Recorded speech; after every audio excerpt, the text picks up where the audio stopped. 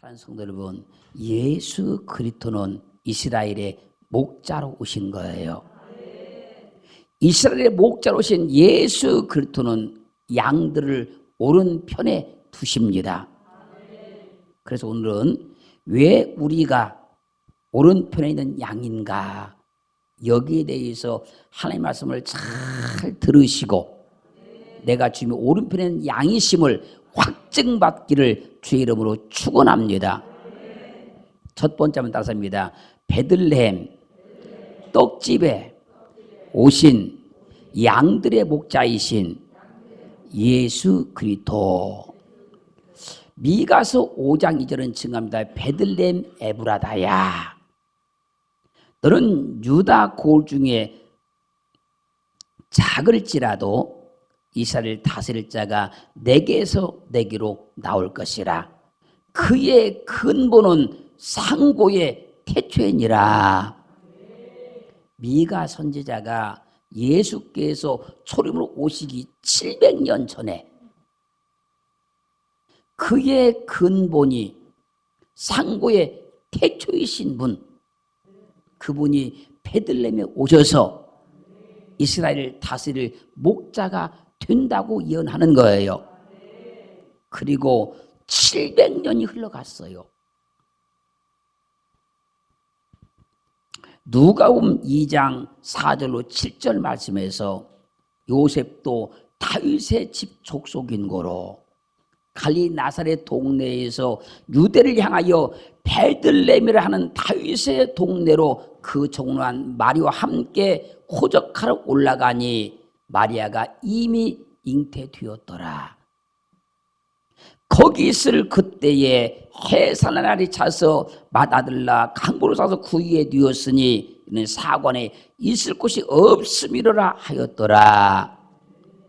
예수 그리스도께서 다윗의 후손으로 분명히 오셨고 미가 선지자 예언대로 다윗의 동네인 베들레헴에 오신 거예요. 베들레헴, 이 말은 베트레헴, 그런 베트레헴 그런 말이에요. 그 베트레헴을 우리 개역 성경은 베들레헴으로 번역해 놓은 겁니다. 베트는 집, 그런 말, 집. 레헴은 떡, 그런 말입니다. 그래서 베들레헴은 떡집, 그런 말이에요. 떡집. 그러므로 성령으로 잉태하셔서 육신을 입으시고 우리의 목자로 오신 예수 그리스도는 미가 선지자가 예언한 그대로 베들레헴 떡집에 오신 거예요. 그러면 왜 우리의 목자로신 예수 그리스도께서 떡집인 베들레헴에 오셔야 했을까요? 요한복음 6장 48절로 51절 말씀에서 초림 오신 예수 그리스도께서 말씀합니다. 내가 곧 생명의 떡이로다. 너희 조상들은 광야에서 만나를 먹어서 죽었거니와 이는 하늘로서 내려온 떡이니 사람으로 하여금 먹고 죽지 아니하게 하는 것이니라.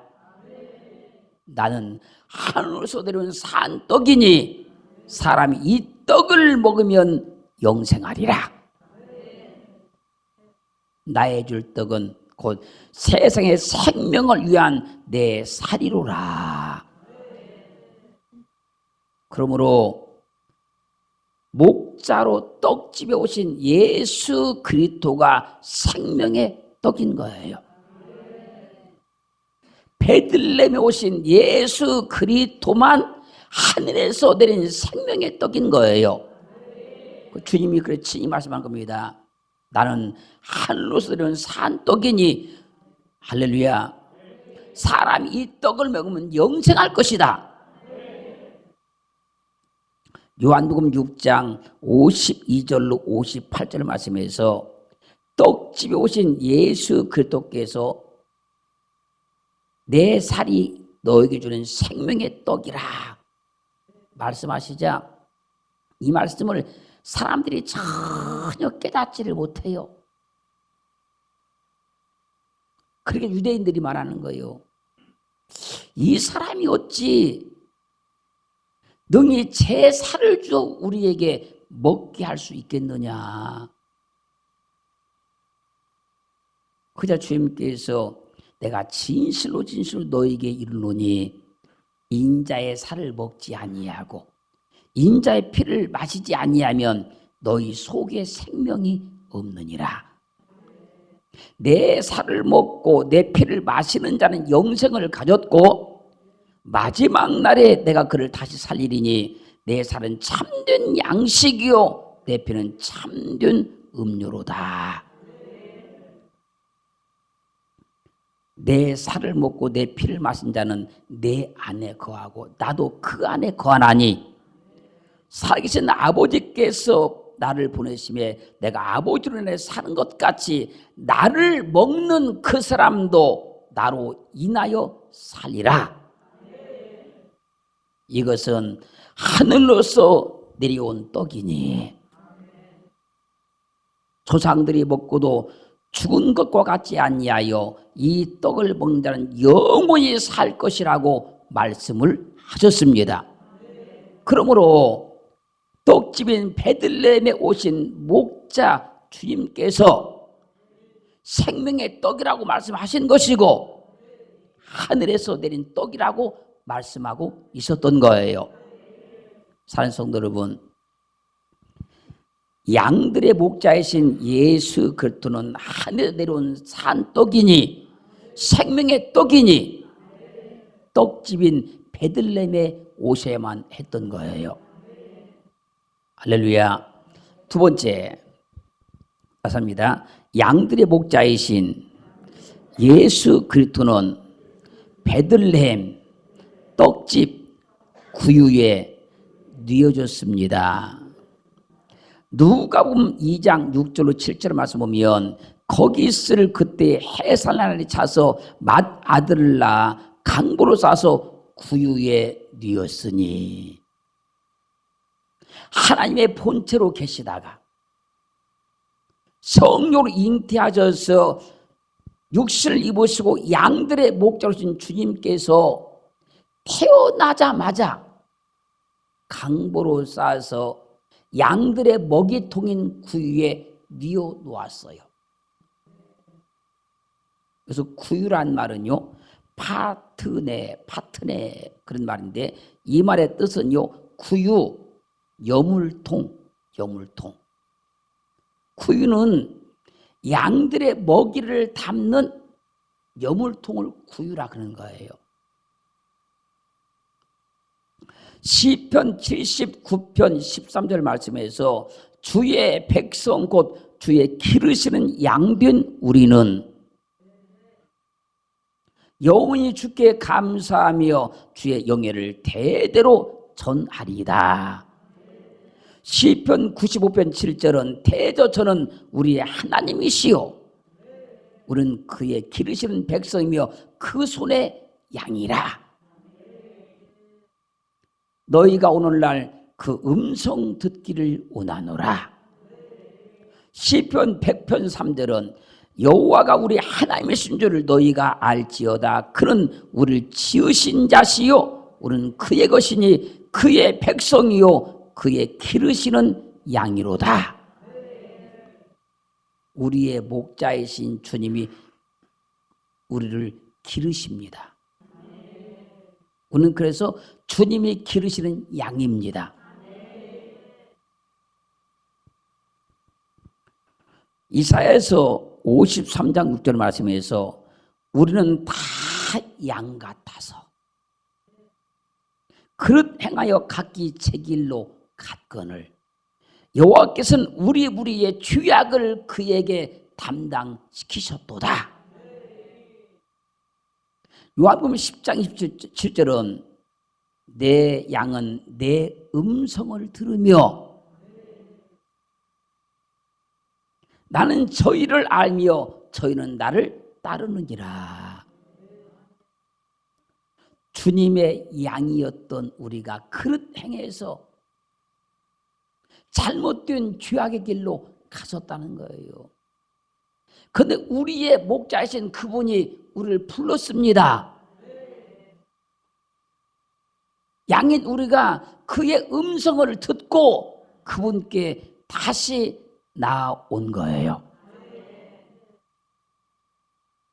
그러므로 생명의 떡인 자신의 몸을 우리에게 주시기 위해서 베들레헴 떡집에 오신 예수 그리스도가 우리의 목자예요. 지금부터 말씀을 잘 들으셔야 됩니다. 요한복음 10장 11절로 15절 말씀에서 나는 선한 목자라. 선한 목자는 양들을 위하여 목숨을 버리거니와 싹구는 목자도 아니요 양도 제 양이 아니라 이리가 오는 것을 보면 양을 버리고 달아나나니 이리가 양을 늑탈하고 또 해치느니라. 달아나는 것은 저가 싹꾼인 까닭에 양을 돌아보지 아니함이나 나는 선한 목자라.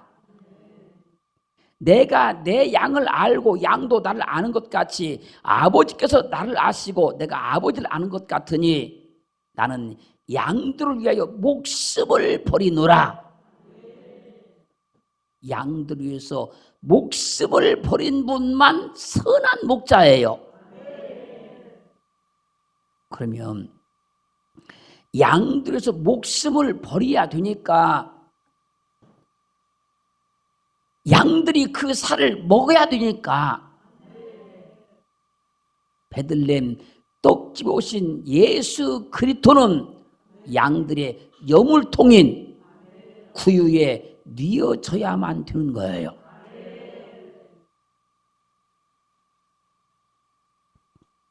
그래서 하늘로서 이 땅에 오셔서 우리의 목자가 주신 그분은 선한 목자이시니 양들에서 목숨을 버려야 되기 때문에 베들레헴 떡집 구유에 뉘어지시는 거예요. 그분을 우리는 선한 목자라 그래요. 자, 세 번째. 이건 더 잘 들으셔야 돼요. 자, 제목 따습니다. 우리는 주님의 오른편에 있는 양입니다. 주님의 오른편에 있는 양이라는 겁니다. 우리가 잘 들어야 돼요. 마태복음 25장 31절로 33절 말씀까지를 보면요, 재림하시는 주님께서 자기 영광으로 모든 천사들과 함께 오신다고 이제 말씀하는 거예요. 그때 자기 영광의 보좌에 앉으리니 모든 민족을 그 앞에 모으고 각각 분별하기를 목자가 양과 염소를 분별하는 것 같이 하여 언제 주님께서 재림하셨을 때 사람들을 다 불러 모아놓고 목자가 양과 염소를 분별하는 것처럼 한다는 거예요. 양은 그 오른편에, 염소는 왼편에 두리라. 주님께서 이 땅에 재림하셔서 세상의 모든 사람들을 다 불러 모은다는 거예요. 이렇게 그렇게 해놓으시고 목자가 양을 분별하는 것처럼 예수 믿은 사람 안 믿은 사람 다 분별해야 된다는 거예요. 다 분별해가지고 그렇도 예수를 믿은 사람은 목자가 양을 오른편에 두는 것처럼 주님의 오른편에 둔다는 거예요. 그러므로 우리는 주님을 믿음으로 하나님의 기르신 양이었잖아요. 할렐루야. 그저 재림하신 주님께서 우리를 주님의 오른편에 두시는 거예요. 그러면 어떤 원리에 의해서, 어떤 원리, 이건 답이고, 어떤 영적인 원리에 의해서 양들을 오른편에 두는지 지금 잘 들으셔야 돼요. 창세기 35장 16절로 24절 말씀까지를 보면요, 야곱이 두 때의 복을 받았어요. 받아가지고 이제 고향으로 돌아와요. 고향으로 복을 받아가지고 그때 베델에서 발행해가지고 에브랏까지 이르렀어요. 에브랏까지 이르렀어요. 또 거기서 얼마 더 힘들고 어려운 길을 막 걸어가요. 그때 나헬, 야곱의 아내 나헬이 임산했어요. 아이를 가졌어요. 그때 그 임산해가지고 심히 괴로워하는 거예요. 왜? 계속 길을 걸어가는데 산악길을 막 걸어가니까.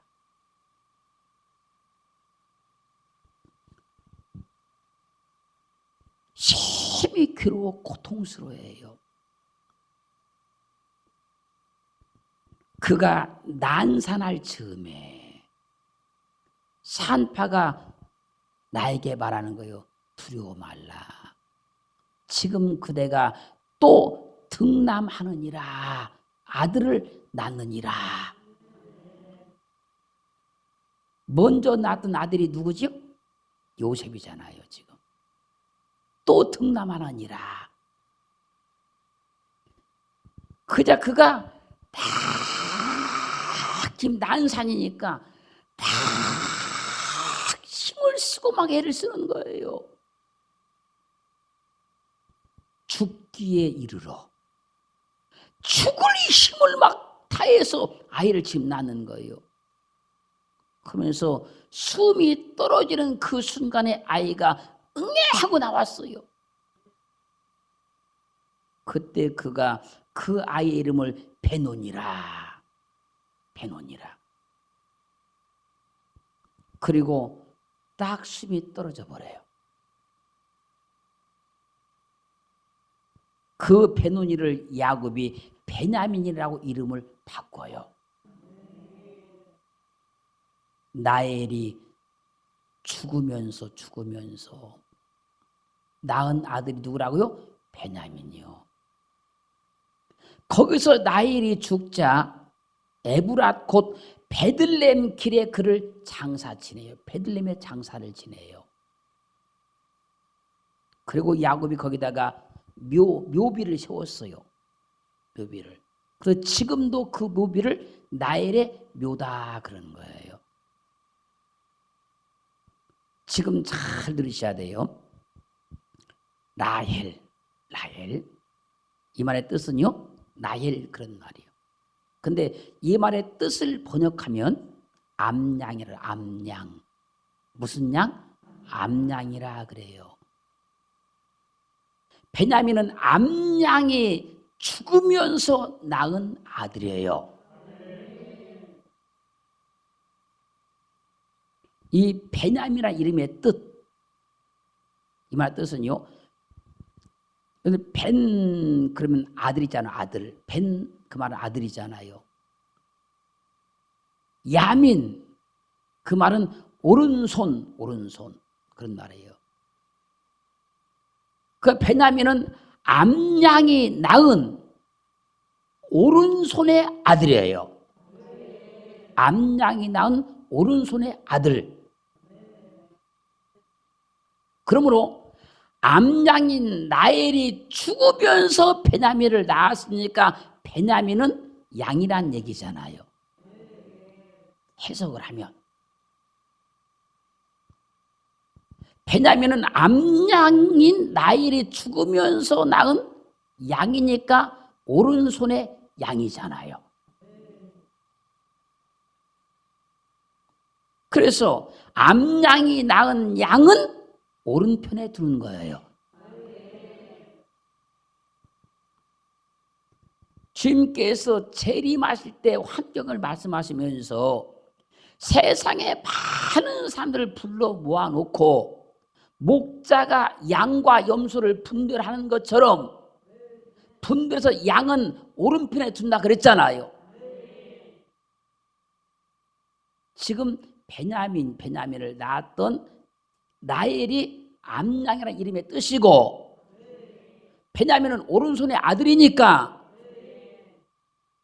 어떻게 해요? 죽으면서. 할렐루야. 지금 잘 들으셔야 돼요. 요한복음 1장 29절 말씀에서 이튿날 요한이 예수께서 자기에게 나오심을 보고 가로되 보라 세상 죄를 지고 간 하나님의 어린 양이로다. 예수 그리스도께서 초림으로 오셨을 때 세례 요한이 그 예수를 보고 하나님의 어린 양이로다. 요한복음 1장 36절 말씀에서도 예수의 다니심을 보고 말하되 보라 하나님의 어린 양이로다. 하나님의 본체로 계시다가 성령으로 잉태하셔서 육신을 입으시고 오신 예수 그리스도를 향해서 하나님의 어린 양이라고 외치는 거예요. 그 하나님의 어린 양으로 오신 그 예수 그리스도께서 십자가에 못 박혀 죽으셔서 우리 죄를 다 멸해버리시고 하늘로 승천하셔서 하늘 보좌에 계십니다. 그분을 이제 성경이 증명을 해요. 계시록 2장 17절 말씀에서 이는 보좌 가운데 계신 어린 양이 저희의 목자가 되사 생명수 샘으로 인도하시고 주님 하나님께서 저희 눈에서 모든 눈물을 씻어 주실 것이미로라. 그분이 하늘로 승천하셨는데 보좌 가운데 그분이 계시는데 할렐루야. 그분이 어린 양으로서 저희의 목자가 되신다는 거예요. 그리고 성경은 계속 요한계시록에서 계속 그 예수 그리스도를 하나님의 어린 양이라고 계속 증거를 하십니다. 자, 그러면 지금 잘 들으셔야 돼요. 하나님의 본체로 계시다가 성령으로 잉태하셔서 육신을 입으시고 이 땅에 오신 주님이 하나님의 어린 양으로서 십자가에 못 박혀 죽으시는 거잖아요. 양이 죽는 거잖아요. 죽으셔서 우리를 영원한 멸망의 죄에서 건져내시고 하늘로 승천하셨으니 사도 요한이 계속 증가하기를 주님을 하나님의 어린 양이다. 하나님의 어린 양이라고 외치고 있는 거예요. 그러므로 암양인 라헬이 죽으면서 오른손의 아들인 베냐민을 낳은 것처럼 하나님의 어린 양 오신 예수 그리스도께서 십자가에 못 박혀 죽으심으로 우리를 거듭나게 하셨기 때문에 우리를 주님의 오른편에 있는 양이라고 말씀하고 있는 거예요. 그래서 주님은 우리를 주님의 오른편에 두시는 거예요.